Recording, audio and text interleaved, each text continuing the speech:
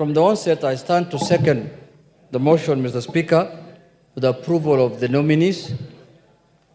And Mr. Speaker, also support the motion because, Mr. Speaker, this is, as you said earlier, constitutional responsibility of this House to make sure that this country has a cabinet secretary, Mr. Speaker.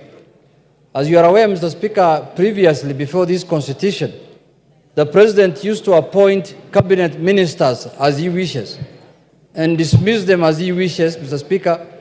But now, under this new constitution, there is a requirement, constitutional requirement, that any nominee that has been brought by the President must be approved by this House. And today we are here, Mr. Speaker, exercising that constitutional mandate. And that's why I want to urge my colleagues to take this matter of the approval very serious, Mr. Speaker. The confirmation of cabinet nominees, Mr. Speaker, is not just a procedural, Mr. Speaker, formality, but it's a vital process that shapes the trajectory of the governance of our country, Mr. Speaker. Mr. Speaker, long time, and you are a veteran politician as you are a lawyer. Mr. Speaker, the President used to nominate anybody if he feels like. Whether you are academically qualified, whether you have the experience, doesn't matter. Even if you have never stepped in a classroom, Mr. Speaker, the President has the prerogative to appoint you as a minister. But at this point in time in this country, Mr. Speaker, you will be nominated and Parliament will look at your suitability and whether you have the capacity to perform, Mr. Speaker.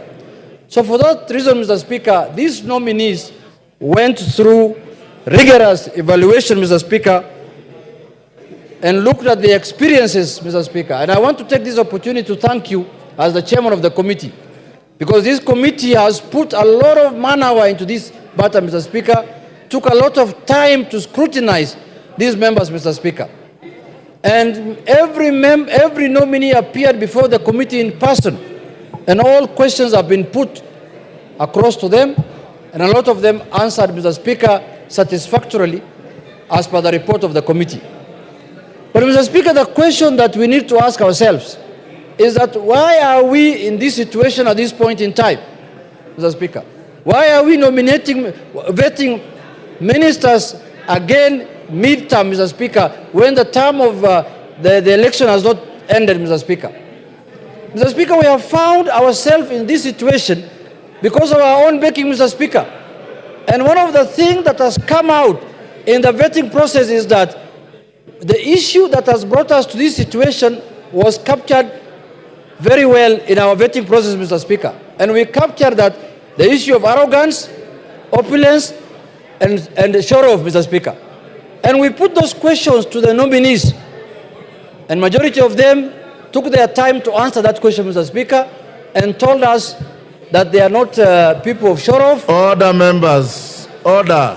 Members on the majority side, try and minimize your levels and tones of conversation so Mr. Speaker, we can follow the proceedings.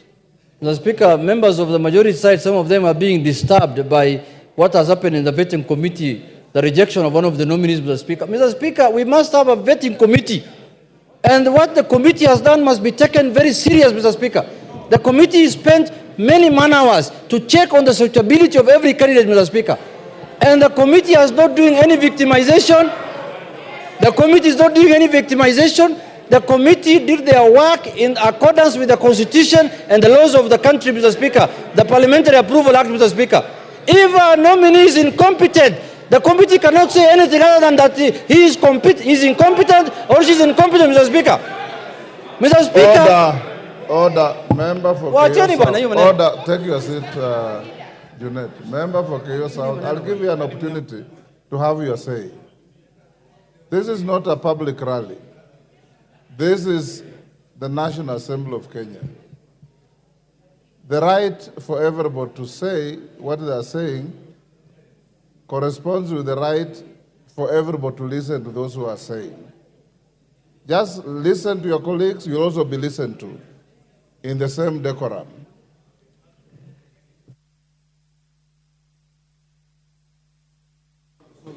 Mr. Speaker, when we say as a committee that someone is not suitable for this job, we are not imputing any improper motive of that person, Mr. Speaker. We are just saying that person is not suitable for this job. He can do another job elsewhere, Mr. Speaker. And Mr. Speaker, we are not here in this National Assembly to defend and protect anyone. We are just here to say the truth as it is, Mr. Speaker.